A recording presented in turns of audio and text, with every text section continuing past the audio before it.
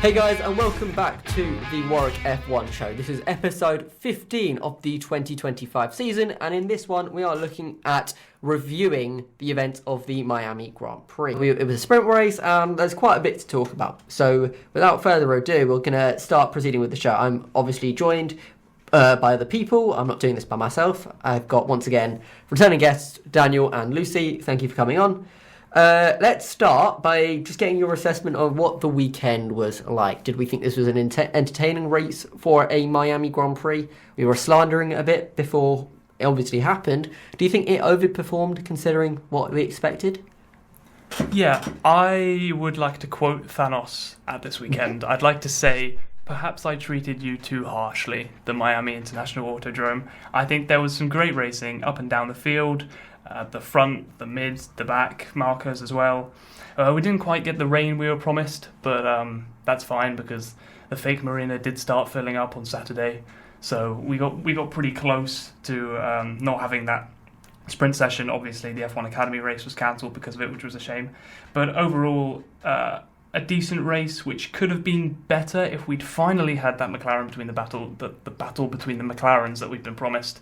I might start keeping a diary of the reasons why we're not getting a McLaren battle, and this one would just be Dear Diary, Max. He's such an interfering driver, but I love to see the battle that he put up defensively. It was good stuff. Yeah, I also, considering that I'm always one to slander Miami, but I'll come this time next year, I'll probably be slandering it again, but it was good. It was good this time around. I had a great time. I think the sprint was actually really interesting. Agreed. Anything maybe more interesting than the actual race even. But the race itself was interesting. Like Daniel said, there was loads of fighting up and down the field. We got some cars not in positions where we'd expect them to be. A little bit of varying performance levels, a little bit of drama. And in general, it was just a great time. I guess if I asked you to rate this weekend out of 10, where would we place this in terms of that type of scale? Ooh, I'd give it probably an 8 overall. It was a good quality weekend when you factor the sprint in as well. But I think there was a bit of promise left on the table. The safety car, maybe, or the virtual safety car kind of paid to the McLaren battle. If it were an actual safety car, it would have been better. But it kind of nullified their strategy, so there was no tyre offset. So probably about an 8 overall. Yeah, I'd say 7.58. It was really interesting overall, but kind of difficult to know how much of that. Yeah, the fact that we were promised some rain and then didn't get it probably raised my expectations too much. So then I kind of was left disappointed that there wasn't rain, even though had there never been any rain on the cars to begin with, I probably would have had a lovely time.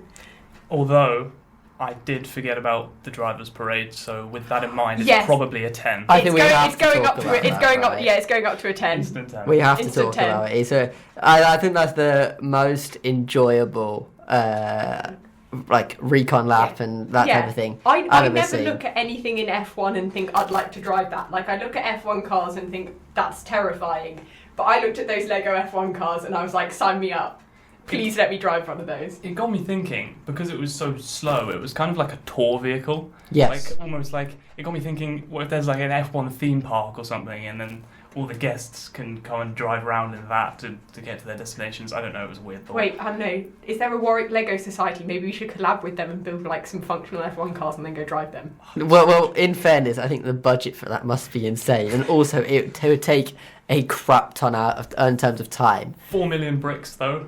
That's an investment, overall, isn't it? And not many left on the cars by the time they'd finished the lap. I like the fact they had fun with it as well, right? It was a lot of fun, yeah. So I think that was very cool, and I hope to see that again at another circuit for sure, because that was good fun. So you guys are giving it pretty good ratings. I'd probably give it a 7.5. Would have been better if we actually got rain in the actual race, because that was always in the discussion, I guess, and it never really materialised. But let's go and look through the actual results. I'll hand it over to Lucy to give us our race rundown. Okay, thank you. So McLaren won 2, with Piastri finishing 4.5 seconds ahead of Norris in second. George Russell ramped up the podium in third, continuing the George Russell trend of having basically no screen time and somehow ending in third. Max Verstappen, after a race which can be considerately described as quite dramatic, ended up in fourth.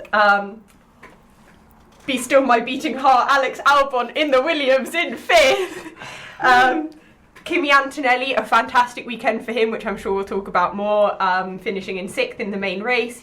Then the Ferraris, Leclerc ahead of Hamilton, a couple of some cracking overtakes, a couple of some excellent radio messages, but otherwise, bit of a lacklustre weekend for them. Sainz just behind Hamilton in ninth. They were having a bit of a last lap battle. We thought we may see Sainz overtake Hamilton, but we did not. Very close though. It was very close. Another lap, I reckon he would have got it. Which is not something you usually say about a Williams overtaking a Ferrari. Oh, well, we'll talk about this a bit later, but it's kind of crazy to see, right? It's wild.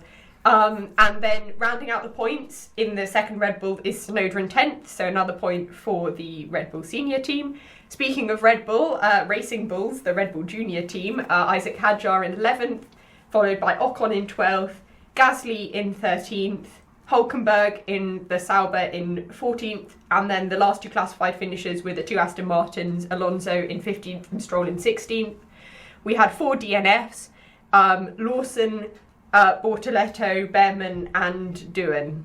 And that is the race rundown. Thank you, Lucy. Let's start, I guess, the first thing we should talk about, really, is the thing that happened earliest in the weekend, and that was the Kimi Antonelli sprint pole. Firstly, how happy were we to see that happen, and how surprised were we when he put it on pole? I really, really wasn't expecting it, especially this weekend of all places, right? In Miami, where he hasn't driven before, one practice session, and suddenly he's on sprint pole. It's almost as if he saw he was getting a Netflix documentary about him, and he thought, maybe I better start earning that documentary. Did you know about this, by the way? Yes, I saw it, and I was like, what's going on? It's like 40 minutes long, isn't it? It's gone very under the radar. It's about 40 minutes long, and it's about Mercedes deciding to put Antonelli in the seat. I've already seen it.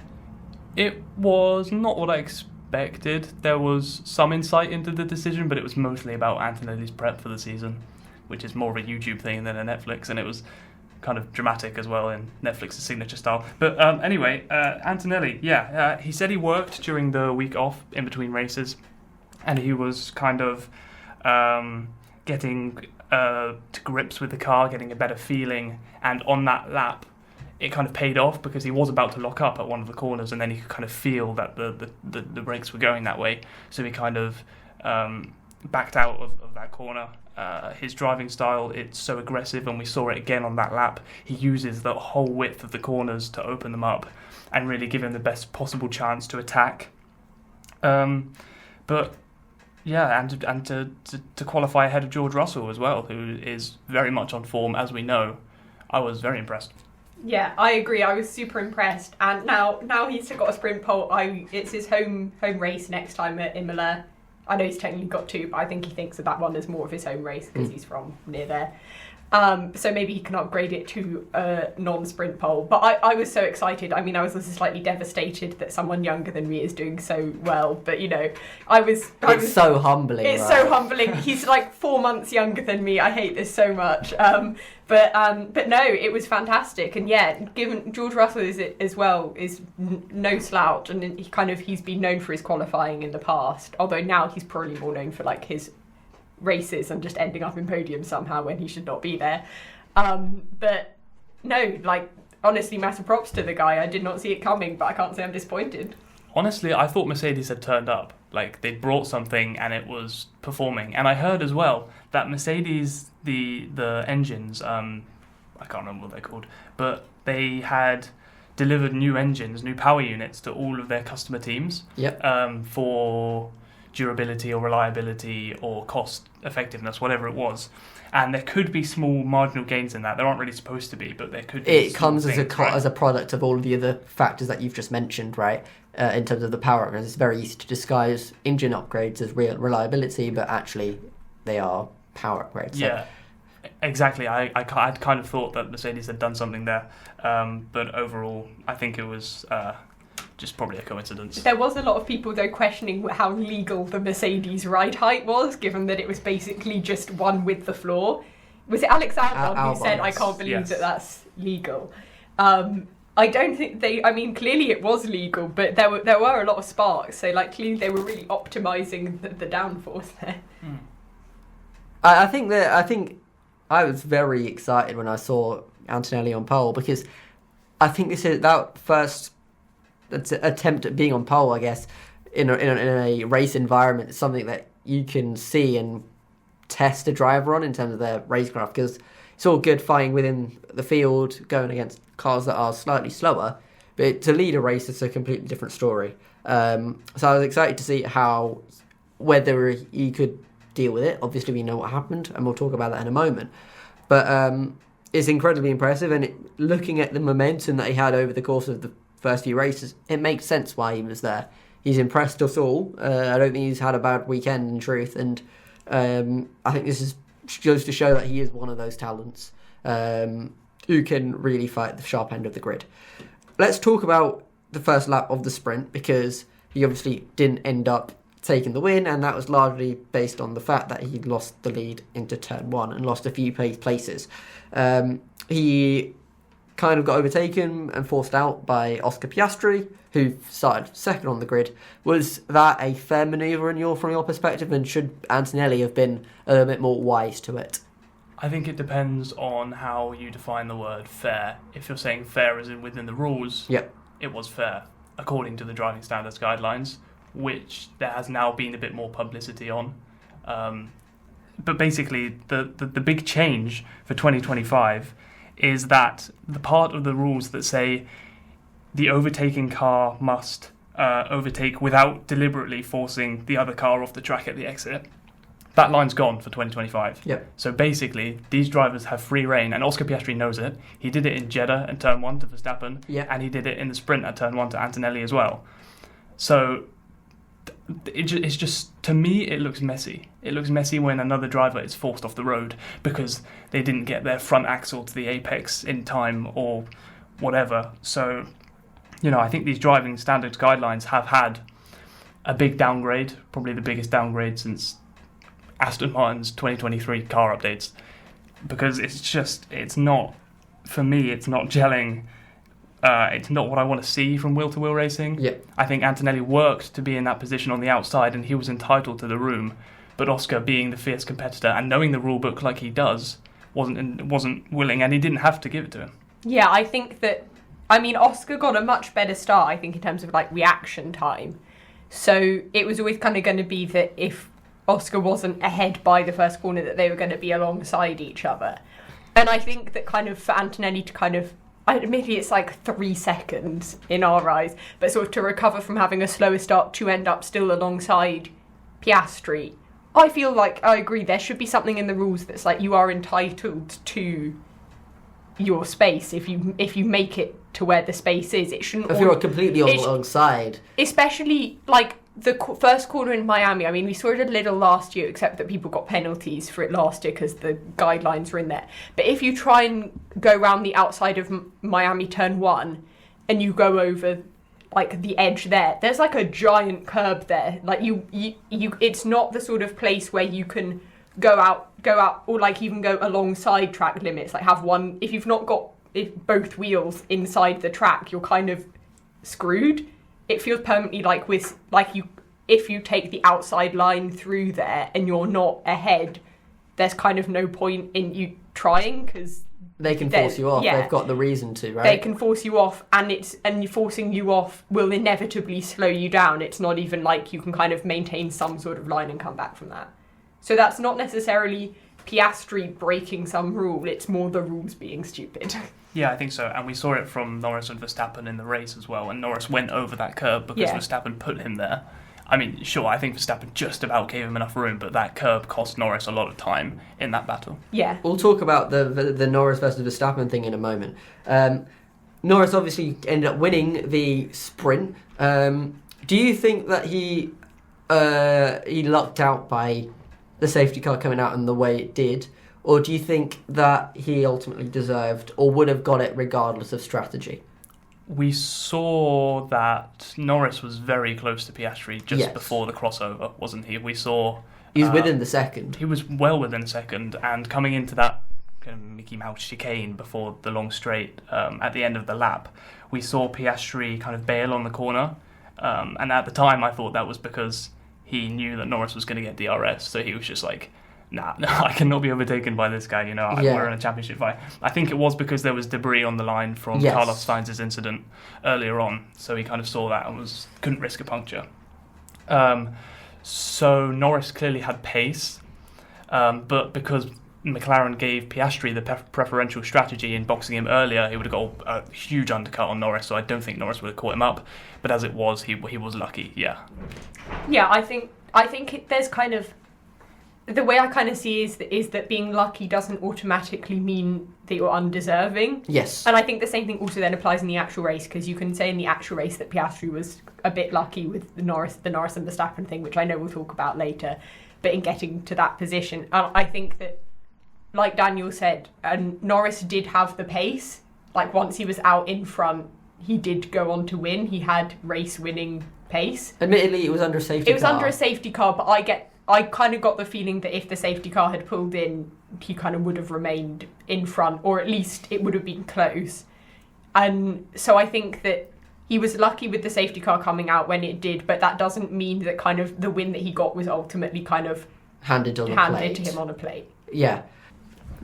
So I guess the other thing that we should talk about before we move on to the actual race is the amount of penalties that were given out post-race. We saw we got the finishing order for the sprint and then realised the next day, this has changed pretty significantly, right? What were your thoughts on the amount of change post-race? Don't talk to me. I was so excited about Albon doing so well, then he got a penalty, and then I was just sad. So was James Vowles. He said after the sprint race, those 5 points are going to stay with me all season, which might have been a tad dramatic. And he is a very dramatic guy, isn't he? Those 5 points didn't even stay with him for 24 hours. Yeah, I mean, he was elated after the Grand Prix, so I think all was forgiven. Yeah. He was elated after the Grand Prix, but he still described it as a very topsy-turvy weekend, which you know that something's hit you hard when you get P5 in a Williams, and yet still you're feeling sad about your sprint race points the day before. It's definitely, it was kind of a farce, let's be honest, the amount. It felt like, for example, Tsunoda finished 11th on the road, he finishes, 6th, right? It just feels like it was quite a lot. A lot to kind of digest there, right? And Liam Lawson's first points of the year, he had 3 of them, and they were taken from him after. Disgusting. I know, and they don't even qualify towards my Liam Lawson gets 2 penalties prediction. Yep. Exactly, what a shame. Worthless. Do we think that was deserved, that contact with Alonso? Do you think that was Lawson's fault? Oh, it's a good question. I would probably lean it toward... it's still the same. I feel it's the same discussion we were having earlier about the Antonelli and Piastri discussion, because ultimately, letter of the law, it is Lawson's penalty because he's forced out wide.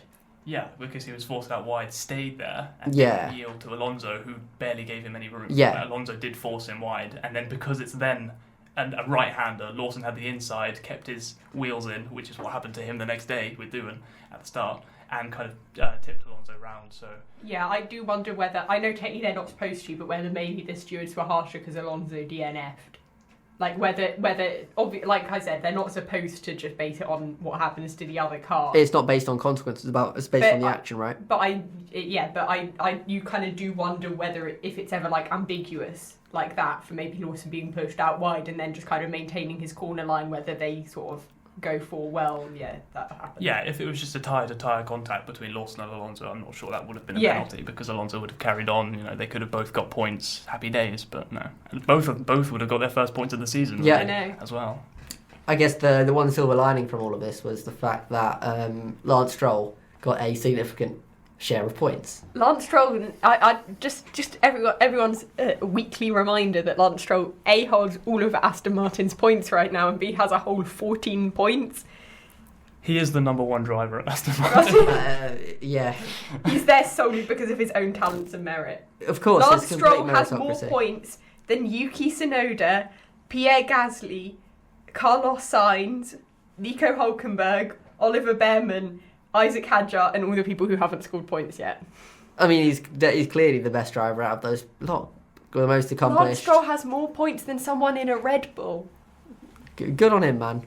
We make fun of him for being a subpar driver, but he's showing it. He's proving us wrong, isn't he? Oh, and he's got the Clearly. same number as Esteban Ocon as well. Wow. Yeah, Lance Stroll. What a start. I mean, I kind of think, What a talent. what a talent, honestly. Because in rounds 3, 4, and 5, he kind of stepped back a bit. I feel like. Yep. But then Australia, China, Miami, he was right there, except in the Grand Prix when he kind of wasn't there. But that's just Lance Stroll, isn't it? You can't expect greatness all the time. Well, 20 best drivers and everything. It's a good average. A really, really high highs and really low lows. Still at A good average, yeah. Still make a good average. Mm-hmm. Right, let's move on to the main race because I don't want to get on to more Stroll discussion. It's paining me as we do it more. So I think the first thing we should talk about is the fact that Norris and Verstappen, starting at the sharp end of the grid, once again have a little bit of an incident. What were our opinions coming out of it?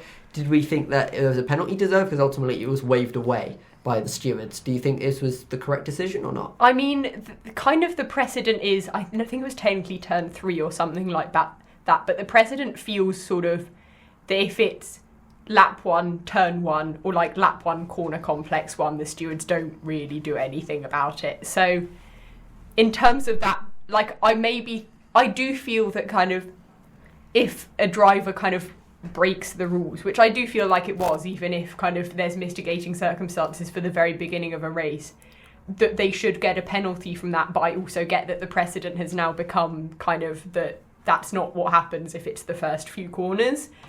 So slightly disappointed, but not really surprised. Like I didn't expect a different decision, but that doesn't mean I'm happy about it. I felt it was a penalty personally. I think there was enough space. I felt Verstappen could have continued and honestly gone on the racing line and not interfered with Norris that much. I felt the stewards did the wrong thing there. And I think a lot of the discussion we have with Norris is does he show enough fight? And I felt he did in this case because I think it was a warranted move. It was a risky move, but you warranted. And I don't think the stewards helped him here. This incident, I've been going back and forth on it more than a piston in an internal combustion engine. That's a really weird analogy. Very weird analogy. So, yeah. But my immediate thought when I first saw it was that is diabolical from Verstappen. He has just cost Norris this race. Yeah. Which he probably did in the end. I don't know. I think we'll come into this discussion after where did Norris lose the race. But continue. Okay. But there is a slight benefit of the doubt element in that it's possible that Verstappen did just get a snap of oversteer, to be fair. And the car movement did kind of seem to just suggest that as well. Unfortunately, I've seen the onboard from Verstappen nowhere, sadly, so I can't really verify what he was doing on the steering wheel. Which is a surprising thing not to see. Exactly. We saw the rearward camera on his Red Bull, but not the forward-facing Yeah, I one. really loved seeing the rearward camera, which showed absolutely nothing, given that he was overtaking Norris. Yeah, I mean, there was an element of the rear stepping out, but apart from that, his intention is just completely unknown, right? Yes. I mean, he might have just floored the throttle to get that oversteer, so he could say, I had a snap of oversteer, and, it's just unlucky that I forced him off. But, and I thought it was really weird as well. In the FIA's decision documents, there's no document about that incident. Is it not? It was only noted. It was noted. It Yeah. was never under investigation. But they still have the noted documents. I think so. Okay, We need to go on a heist in the FIA. It was a weird one. I wanted some justification anyway for their decision, but there wasn't any. I'm still slightly on the fence about it because, like I say, the intention was unknown, but it was really unfortunate. And I feel like sometimes Norris is kind of seen as this driver. It's like when you play a driving video game or something, and you see a really small, dainty car on the road, and you're like, oh, I could really, I could have some fun with this. Yeah. I could, bully it. And we saw Hamilton in Jeddah last race as well, with Norris kind of playing the DRS games. He does feel like he's a target and a plaything of these multiple world champions who have, you have to say it, better racecraft. Far better. And we'll talk about that more in a bit. But I think this was a particularly bad decision based on the amount of time that Norris lost as a result. I also think with Norris being stuck behind Verstappen is that I mentioned earlier about did this cost Norris the race? Because arguably it wasn't kind of ending up behind Verstappen, it was being behind Verstappen for a while that cost him the race. Yeah. But I actually think that if anything, like if I realise I'm not a Formula 1 driver, but if I was in Norris's shoes, I too would have taken like a few laps to make an overtake. If I thought that if I basically was anywhere other than like already a car's length ahead of the cars that I was overtaking, that I might get shoved off the track, I too would be cautious, because ultimately there is a sense that kind of with the corner that it happened at, that kind of Norris got lucky that kind of that, and Verstappen got lucky as well, that wasn't a DNF for either of them. And so then when you go and overtake that same driver, it's understandable that you're going to be more wary and more cautious. Some people were saying, in hindsight, Norris could have backed out, and just because he had a much faster car, which is another discussion, right? He ultimately showed throughout the race that he had brilliant pace. Yeah, he wouldn't have known that at the time, though, yes. Because in Jeddah, Verstappen, the Red Bull and the McLaren were pretty much even on pace. And yes. Also, I think it kind of defeats the point of Formula 1 as a racing series if it's just, if you know you have the faster car, why do you race each other? Because you know you're going to overtake each other. It's like, yeah, but then we'd never see any action. I think it's an irrelevant argument, to be honest, that he should have backed out. Verstappen locked up. There was an obvious opportunity to take the lead from him. Why don't you, as a racing driver, you should be taking that's that. his instinct. Yeah, you get the sense that if he hadn't done that, people, and if, I don't know, it took, I don't know, whether he won or not, people would be saying, if he'd won it, people would be saying, well, he could have got the lead earlier if he'd just overtaken Verstappen into turn 1, or if he hadn't, people would be saying, if he'd tried to overtake Verstappen into turn 1 and things like that. With a lot of his discussion, it's like it's a lose-lose, right? Yeah. I feel. Yeah. By the way, Lucy, you should be livid at Verstappen because this incident caused contact between the Williams drivers. I know. It could have been a double DNF owing to that. Let's be honest, that's probably why I don't remember this incident so well, because I was having so many heart palpitations over those Williams drivers going together. Yes. I saw yellow flags pop up on the screen and I was like, no. Please, no, not my beloved Williams. Well, Albon said he thought he had damage, so he was just losing ground. Yeah. So, yeah, it could have really put paid to his weekend, and that P5 could have been gone. And that would have sent Lucy into a downward spiral. You wouldn't be seeing me on this podcast. I'd still be curled up in bed with in a blanket burrito recovering. Yeah. Let's move on to the kind of consequence of the Verstappen-Norris incident, which was not Verstappen taking the lead, holding it for a bit, and giving Oscar Piastri a good battle. What was our thoughts on Piastri's move on Verstappen? Do you think were we impressed at all by the fact that he made that move in the way he did? We've seen from Verstappen and Piastri that they race each other very uniquely. Yes. They recognise that they are both very fierce competitors and not yes. willing to give an inch. We've seen how Piastri races Norris, for example, in Monza last year. He knew that Norris was going to back out and was going to give him the space to go around the outside there. But with Verstappen, we didn't see those kind of dive bomb moves like he pulled on Charles Leclerc in Baku last year to take the lead. I was expecting one of them from Piastri, but then I thought, hang on a second, it makes sense that he's not doing this. He's racing Max Verstappen, and he knows. And also, that he watched lap 1, turn 3. Exactly, and he knows that he could open the door to Norris to take the championship lead and everything. So there's all that to consider as well. The move itself was genius, frankly, from Piastri, forcing him to the inside onto the dirtier part of the track, where there's less grip, it's more greasy, and just forcing Verstappen to brake really late, so he locked up, was really sensational racecraft. Yeah, it was a fun battle. Like there was some tension on it because, like you say, they're both such fierce drivers. You get the sense this could end like each of the three options. Verstappen stays ahead. Piastri makes the overtake. Someone DNFs. All felt equally possible. Yeah. Which is kind of it sounds terrible to say that you're rooting sometimes for some drivers to DNF, but like that's what I want to see. I like the battles where it feels like there's tension, that you don't know what way it's going to go, and that did give me that. It made me happy. I thought it was brilliant priming, and it still could have gone badly as well if Norris had made the move after. Because what we saw was whilst they were battling, Norris was closing in and getting more into that discussion, and eventually, when Piastri got past, the gap between Norris and Piastri, which in this case would have been first and third, only within 2 seconds, really, with the top 3 at a point. Am I the only one that was slightly confused by Max's tactics, though, in terms of fighting Norris so hard? Because Piastri has the momentum in the championship. He has the championship lead right now. We know that Max Verstappen thinks about the championship. So holding Norris up so much, when the McLaren was clearly so dominant, seemed like a strange thing to do. I think it's too early to think. Is it too early but wouldn't it... I do get what you mean, though. Wouldn't it be better to try and... Like, if you let the McLarens fight... They'll either take some points off each other because Norris might finish ahead of Piastri, and then they're fighting each other, and you can 2007 it, or they DNF and then you take the win and you take maximum points. I agree. I hadn't thought about that, but if we think that he's thinking that far ahead already, then that doesn't make a whole lot of sense. And in the end, he didn't even defend from Norris in the final move. He let him through. So.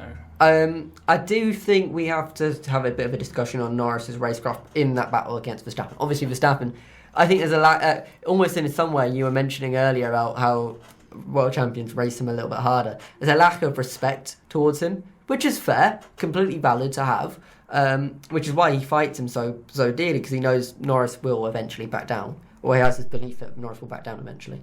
I felt, from my perspective, Norris took too long to make that overtake, and that was where this race was lost. Because if he got him on the first attempt, the gap between Norris and Piastri within 3 seconds, minute maximum, easily. And we saw by the eventual time that Norris got past, that gap was nearly 10 seconds. Was that where he lost the race, do you think? I tend to disagree in that he took too long to make the overtake. I think he made too many attempts in that time. I think he should have been more calculated, like Piastri was. We didn't see Piastri going for the wild moves around the outside. There was an example at turn 11, in case you don't know which one that was. It was where Piastri tried to overtake Verstappen round the outside and then backed out very early because he was like, I'm not going to be given the room, there's no point. But we didn't quite see that from Norris. At turn 1, for example, when he was forced onto the curb, he still tried to go around the outside.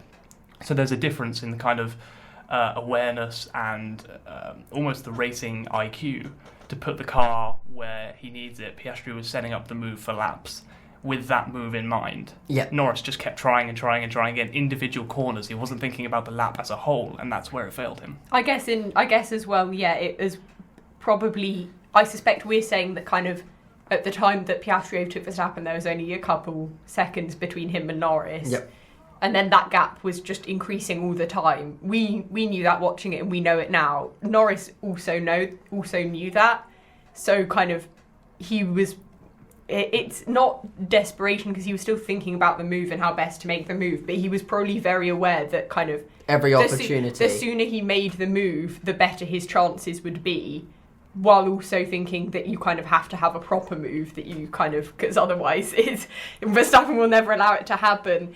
So he was probably kind of going for opportunities whenever he could because he was aware that kind of, or he thought that if he didn't take those opportunities, that kind of Piastri was just going to keep getting further down the road, which we kind of saw he did. True. Yeah, but you can also think of it another angle in defence of Lando Norris, that Max Verstappen, having already raced Piastri, he knows what the lines are offline. So he kind of has that advantage in that he's already been there, done that, and he knows how far he can push it in the turn 1 braking zone without locking up, for example. So that might have been slightly more tough for Norris to pass because of that too. Yeah, I think it's something that I feel Norris needs to improve. I think we've mentioned this a couple of times. His racecraft isn't up to the Verstappen level or even a Piastri level either. And that's something that he's going to work on. But I think we saw him make progress this weekend. Yeah, on pure pace. I think he was on pure pace the fastest driver this weekend. I think that from specifically Bahrain, Jeddah a little after qualifying, we were talking about how maybe Norris was going, like in the past triple header, is maybe kind of going through a bit of like a rough patch. And I definitely thought that in Miami he really rebounded from that. I think, his pace was looking good. He was doing well in clear air. He didn't have tyre troubles. I got the sense that even if, there were moves which didn't go his way or there were decisions which we thought he could have made differently, that, again, kind of, I think I said this before the race, but he made it very clear that he kind of can still be in the running to be a championship contender. Agreed. He's not kind of he's not sort of said, okay, McLaren have got a number one driver now and it's Piastri. He's still going to... I get the sense from him that this fight is going to keep continuing.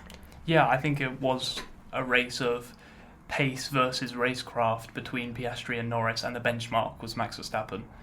Coming into the weekend, Lando Norris said that there are certain things, wasn't very descriptive, but things in the car that he's not feeling with it, and those things that he normally feels is what allows him to be fast on a qualifying lap, for example. But he then said after the race that he felt like he was operating at a higher ability than he was in the triple header, and his pace was feeling stronger. So I think the week off in the triple header, after the triple header, really helped him along to find out what those issues are. We were mentioning how he needed that break, and I did think that I did see a tangible impact on it. I do think as well, probably Yeah, any confidence thing, that sprint win, however we think like circumstances played into it, that was, even if it was only 1 point because Piastri was in P2, I think that is still a point that he took out of Oscar's lead in the championship fight, which is always going to have a good psychological impact on you. And we know Norris is a very psychological driver. 100%. He's very open about that type of thing, isn't he? Let's move on onto the gap between the McLarens and everyone else, because we saw that it was opened up to over 30 seconds by the end of the race. And not only 30 seconds, over 100 points in the Constructors' Championship, and we're a quarter of the way through the season. That is I think what we have seen is that it's very race dependent, but over the course of a season, these McLarens are too consistent for anyone else. They're too reliable. They need to get worse engines. Yeah. I said, I think after Bahrain, that was the best that McLaren were going to get. I mean, Piastri won that race by 16 seconds to George Russell in second. They blew this one out of the water, right? And yet, I had no idea coming into Miami they'd be this strong, because they're good on tyre day, right? They're the best. We saw Zach Brown with the little tyre water which is bottle amazing. That was so funny. Which, little dig at Christian Horner. It shouldn't have been as funny as it was, but it was really funny. It was funny. I love the fact he tries to live rent-free in Christian's head. It's amazing. And then Christian said in response, we'll get him a Red Bull if he wants one. And also, I believe there was some incident, was it this week, was it in the sprint race where Horner printed out a picture of Verstappen's, was it the Antonelli incident or something like that, where he printed it out to appeal Verstappen getting a penalty? He took a screenshot of Verstappen's car and printed it out in the unsafe release, which we didn't talk about. Yeah. Oh, that was a big moment in the sprint, huh? Right. We'll talk about that at the end, because I think that's outside of racing, I feel. Yes. Sorry. But I think it's a bit worrying. I do hope that this is the worst it gets in terms of a pace differential, because it was bad this weekend. Yeah, McLaren, they will win both championships at a canter at this pace, really. I think, to be honest, the other teams are going to be feeling like that was a bit of a failure. George Russell won't, because he picked himself up to score a good P3. But if they haven't already, a lot of other teams are going to be switching focus to 2026 now. Very after that quickly race. now, right? Yeah. Let's talk about George Russell, third place, because Mr. Consistent always shows up on the podium.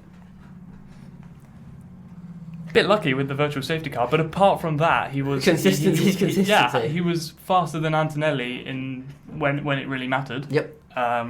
He struggled with a bit of dirty air, but he found 3 to 4 tenths on his laps once Verstappen and Antonelli pitted. He had some stomach cramps after the race, which he did. A shame, and he missed the press conference, so hopefully he's okay with that. But really strong on the whole. Yeah. Lucy, anything to say, really? I mean, he's just done the classic George Russell 2025 move, 0 screen time, 15 points. I mean, you kind of can't fault him, because he got lucky with the virtual safety car, but it was also you need to be in a position where you can capitalise on, you need to be up there in order to capitalise on good opportunities like virtual safety cars helping you out. So still props to him, even if we think he got a bit helped by some safety car timings. The Mercs were definitely very quick this weekend compared to what we've seen previously. I think over the one lap, for sure, they were up there. It's a shame that they couldn't replicate that in race trim, because I think Russell deserves a car that is fighting at the sharp end, right? I think so we deserve a season with multiple cars fighting. Yeah, we're getting probably 2 here, hopefully. Yeah. But even that's a hope. Let's move on to another constructor here, and it's a constructor that someone here feels really, really passionate about. I'll let her do the talking here. What do you want to say about Williams this weekend? Williams double points! Williams double points! That P5 was amazing from Albon. It was super consistent, and I think it was backed up by a great drive. It wasn't just some chaotic... Obviously, it's great when something like rain or some drama helps mix up the grid, but it wasn't just because of chaos that he ended up in P5. It was because of good driving and a good car. The battles between Sainz and the Ferraris were absolutely incredible. We got some incredible one-liners, mainly actually from Lewis Hamilton, such as after he let Charles Leclerc through, and then his engineer said, Carlos Sainz is 1.4 seconds behind, and then he said, you want me to let him past as well? He was very sassy this weekend, peak wasn't he? comedy, though. Honestly, fair play. I was very happy. I think the team can be happy as well, even if they're still a little disappointed about the DNF and penalty in the sprint. No, I mean they're on 37 points in the constructors in 5th place, currently 17 points clear of Haas in 6th. So I think, considering that they've apparently stopped developing this car, they should be pretty happy with what they're doing. I think so. It was a great race despite what could have been at turn 2 with the contact, which I think Carlos Sainz did have a bit of damage from, actually. But they were both in the wars with each other and with the Ferraris. But it wasn't all hunky-dory in the Williams camp. I did want to refer to this. Carlos Sainz wasn't very happy with his teammate, was he? No. He said after the race, he said that he lost a lot of confidence because of what Alex Albon did to him, which was to overtake when he received instructions from the team not to do so. At down to turn 11, Carlos Sainz wasn't defending because he wasn't expecting Albon to come through, but he did anyway. And then that led to quite a lot of frustration from Carlos Sainz. And have you noticed this? It's weird because there was quite a lot of this with Charles Leclerc and Carlos Sainz as well. It's like Carlos Sainz has this kind of reputation for being best friends with his teammates off track, and then on track they tend to get in each other's way and rub each other the wrong way sometimes, which is weird because Carlos Sainz is a great driver and a great character, but you could say maybe that frustration that Carlos Sainz was feeling led to the almost desperate overtake on Hamilton at the end of the race as well. He kind of threw that in there. That was a no investigation necessary, by the way, because Carlos Sainz was on a bit of a dive bomb on a suboptimal line, and Lewis Hamilton turned in early for the corner, so they both kind of contributed to the collision. So great points for Williams, but some turbulence, and Carlos Sainz feeling out like he missed out on big points. There does feel to be a little bit of a who's the number one driver here at Williams discussion, right? Because Albon's obviously overperformed this season. He's looking really in good form when Carlos Sainz hasn't necessarily started up to the pace that we were expecting from him. So we'll see how that inter-team relationship develops and see if it gets worse or at all. I guess the other side of the coin of this Williams overperformance is the underperformance by Ferrari. They looked absolutely nowhere in terms of pace over the course of this entire weekend, right? How worried are we? Or do we expect this at this point? This is not surprising? I didn't expect them to be this bad. You've got to say easily the 5th fastest team. Yep. This weekend. Ferrari, they've had some issues over the course of the season. Of course, they endured quite a thorough philosophy change in their car, you'd have to say. So they had some mid-corner understeer earlier in the year, which they kind of fixed with the upgrades that came along a couple of races ago, I think.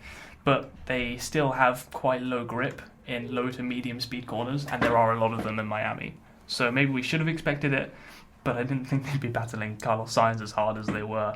And obviously Hamilton's dissatisfaction with the indecision of Ferrari, which might haunt his nightmares, the Charles Leclerc treatment. Did we think there was anything necessarily wrong with the way that the Ferrari played that in terms of trying to chase after Antonelli. Did they make a mistake in terms of strategy? I don't know. The only thing was that I thought when they swapped the cars, it felt like when they swapped the cars, like the process of swapping them, Sainz got back to like 2 seconds, and that meant that at the end of the race he was pressuring Hamilton, which then led to the last corner minor drama. But so I don't know. I think if Sainz had overtaken Hamilton, then it would have been like, oh, we maybe timed this driver swap a bit wrong, even if they still stood by the driver swap. To be honest, I don't know enough about what Ferrari's ever actually doing to comment on whether they fulfilled their objectives correctly or not. It's a very enigmatic team, put it that way. It's hard to understand any of their logic. From my perspective, I thought it made sense to swap the cars. It's just I don't think they got the timing of it all right. They should have done both a bit earlier. The issue was for Ferrari the virtual safety car. I mean, you might not think it, but the drivers were on alternate strategies. Hamilton started on hards, Leclerc started on mediums, but they both pitted at the same time or within a couple laps, which meant they were on different compounds, but for the same number of laps. Yes. Which isn't obviously optimal in a race strategy. So they were going to be faster at different times in the second stint. Hamilton was going to be faster earlier when he wanted to be let through on Leclerc, but maybe Ferrari were like, well, hang on, he's on medium tyres, he's just going to fall back at the end. And then if he does get Antonelli's going to get him back because Hamilton's on the medium tyres. So that was kind of their thinking with that, maybe. I think if they'd released Hamilton a few laps earlier, I think it took them about 3 laps to let him go. I don't think you'd have caught Antonelli anyway, because Ferrari just weren't quick enough.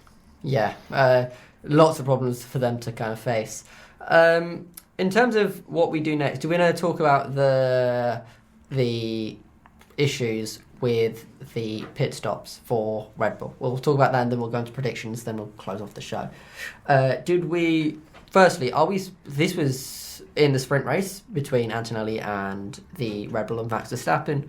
This was very surprising to see. It was a very bizarre incident, right? Yeah, because also I think it was Verstappen got released when Antonelli was going into his pit box, so Antonelli then didn't end up pitting and then kind of left the pit lane, went around with a... Did he have a puncture? Yes, he had to go around with some damage at least. Just with some damage to the wheel. I can't remember. It seems like everyone was getting a puncture this weekend. I can't remember whether he was one of them. Yeah. And then pitted again. So it was really, really... I mean, Red Bull, to be honest, like considering this is Red Bull, who used to sort of be known for like their sub 2 second, always consistent, kind of never more than about 2.5 second pit stops. They've had some, terrible clangers. Some of them have been really terrible. Some of them have even just been like 3 seconds long, which is not terrible, but still underwhelming for Red Bull. Yeah. I don't know what's going on with their pit stops right now. So as much as it was kind of a shock to see such kind of an egregious unsafe release, because it was pretty egregious. This wasn't your usual unsafe release where somebody has to drive along in the slow lane for a bit before they can feed in. This was sort of proper, they just drove into each other. I kind of wasn't surprised to see something go wrong with Red Bull's pit stops. Yeah, Verstappen kind of played steward in that he gave Antonelli a drive-through penalty there, basically, didn't he, by making him go through again and then in the next lap. Could we put this down to Jonathan Wheatley's departure, do you think? I was going to discuss the same thing. He's gone to Sauber, hasn't he? Maybe that's why Sauber's so good at their pit stops now. Oh, cracked Jonathan Wheatley's the glue, clearly. I think this is very symptomatic of all the problems Red Bull are facing behind the scenes. Like, this is a visual thing that we're seeing. It kind of reflects all the chaos that's going behind. Obviously, they've kind of had chaos for the last, year and a half? Yeah. Pretty much. So, feels like there's some in-depth analogy that can be made, but I didn't think about the analogy as far enough in advance, so I can't make it. Nothing's coming into my head in terms of a good analogy to work this out, to kind of describe it. But I think this is clearly representing some of the problems Red Bull are facing, and maybe we hope to see them get better, maybe we don't. Maybe we're sick of Red Bull dominating the sport. So I guess that depends on what's your kind of preference. I guess we may be sick of them dominating the sport, but kind of you want every F1 team, because it's like the 10, soon to be 11 sort of best teams in the world, you want them all to be coherent and working well. Otherwise it kind of, it doesn't, it's sort of, the battles don't feel as fun if kind of you get the sense that it's not actually the true potential of the team, and it's just because of internal struggles that they can't maximise their performance. It leaves a bit of a bitter taste. Especially when it trickles down to just incompetencies like the release in the pit lane is just poor, really, from Red Bull. Yeah, like we don't really ever see. Well, that's the first time I've seen something like that happen for ages. I think it's been a long time since I've seen anything that significant. Right? It is the most slam dunk unsafe release I've ever seen. Yes, put it that way. Easily. It was unsafe for the mechanics as well, for Mercedes. Without Antonelli making the input movements on the wheel, it could have been far worse for some of the mechanics, right? So, and also, like, not only the mechanics, also like the cars as well. Like, somehow both of those cars actually finished the race, although like at the back. Like, there's definitely a scenario where either something goes wrong in the pit lane, or they both get so much damage from driving into each other that neither of them actually end up finishing. And then there's a whole discussion of whether they turn up for qualifying as well. Yeah, because qualifying is later on after the sprint. So it could have been far worse for everyone involved. And in the end, Antonelli did end up getting some points. I felt it was quite fitting that Verstappen getting a penalty gave Antonelli some points, because I think it would have been really sad from starting on pole and not really having done anything that badly. For him not a lot of it was down to him, right? Finish. But yeah, so unfortunate that worked out in the way it did for Antonelli. Let's move on to our predictions then. So obviously we've got a sprint weekend, so instead of predicting a pole, we've been asked to predict a sprint. Everything else remains the same. So who wants to volunteer and give up their predictions first? Sure, I'll go for it. Okay, so for sprint winner, I went for Charles Leclerc. But unfortunately, he doesn't get out of bed for a P6 start, so he decides that he'd rather go and spend more time with his dog, Leo Leclerc, in the dry and call Hamilton's strategy from afar, maybe. That's Daniel's way of saying that he DNF'd on going to the grid. Okay, yes, he did DNF on the way to the grid, which was... I also went and found you specifically to tell you that I bet you were. I really appreciated that, by the way. I was already feeling bad about it, but you just came along and rubbed salt in the wound. Then I materialised next to you. Yes, you did. Much appreciated. P1, I went for Lando Norris. Wow, what could have been? I was very nearly spot on with these. I went for Piastri P2, so I just got them the wrong way round. Yep. If you want to use my analogy from the predictions, this is like if Britain was on its way to colonise Australia and then the Dutch decided to pick a fight with the British on the way to Australia. And the Historically accurate. Well, I'll get on to that. The Dutch lose the naval battle, but the British forces are weakened and the Aboriginals fight back harder than they thought. So the colonisation attempt failed, which would be historically accurate if the Kingdom of the Netherlands wasn't founded in 1814 instead of 1788. What the hell have I just listened to? Anyway, that was just my top two for the race. Oh, no, there better not be any more analogies for the rest of this predictions. Don't worry. P3 for Leclerc, I've just put next to it, he wishes. Yeah. Verstappen P4, which was actually correct. Let's go. So that's something, at least.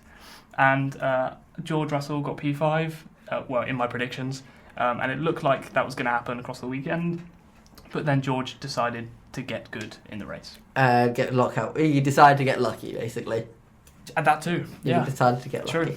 True. Lucy, how about you? What were your set of predictions then? My sprint win, I would like to say, which I believe I also did text you about, that in the predictions episode, I said that my sprint win prediction was Russell, and I said I think Russell will be sad if he got outperformed by an 18-year-old. It wasn't the sprint win, but if it was sprint pole, then I would have...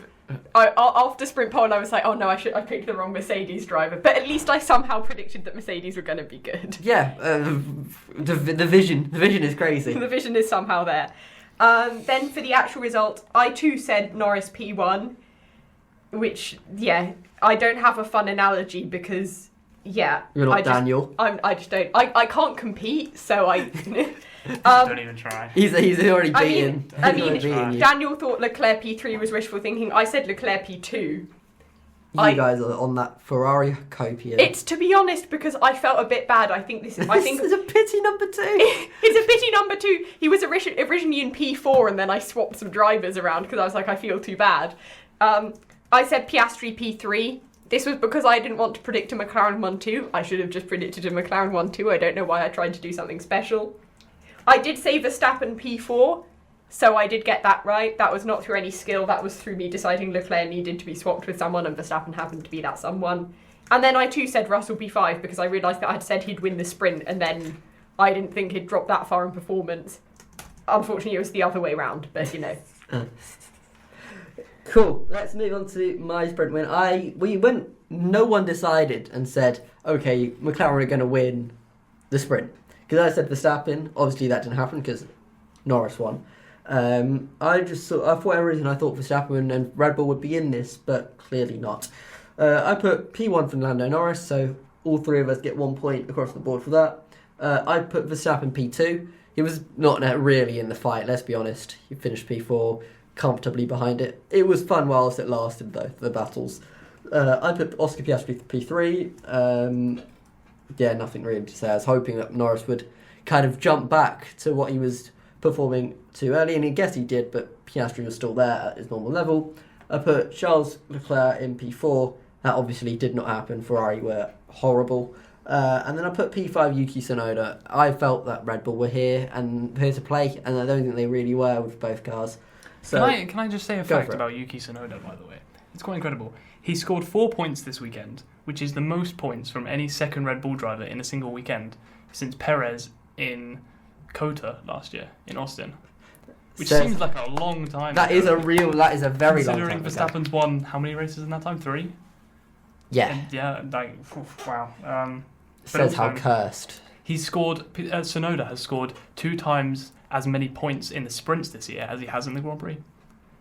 I do wonder why. Is it a case where pace is different for him, or maybe he just gets to grips earlier than a lot of the other drivers, or maybe he's lucky because a lot of other drivers get penalties and he doesn't. Yeah. Ultimately, it's point to points, right? So yeah. I don't think he'll be complaining. Yeah. Charles in P4 and Tsunoda in P5, so 0 points either way. What did you guys put for your DNF and random predictions then?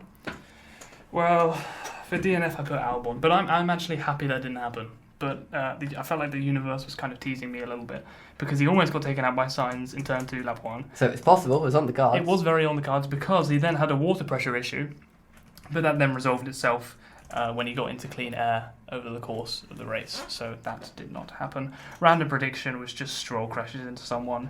I feel like I have to quote Thanos again. Perhaps I treated you too harshly, Lance Stroll. Perhaps I judged you too harshly. You only finished last. Well, we did get points. Yeah. We can't. The Aston Martin was a tractor. But speaking of Lance Stroll, transitions. I said that Stroll was going to be my DNF, and he did not DNF. Again, yeah, I think I was maybe a tad mean to him, but you know.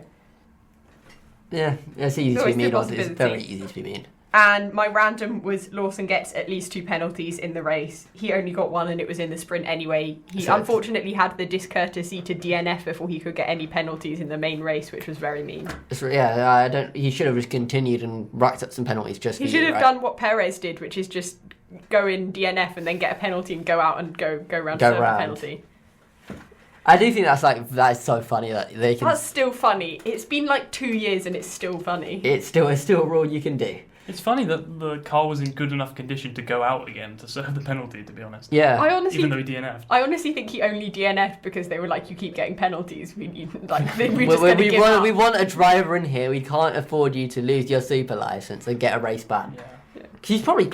I imagine he's not too far away from it, no? Or am I overstating? Yeah. I don't know.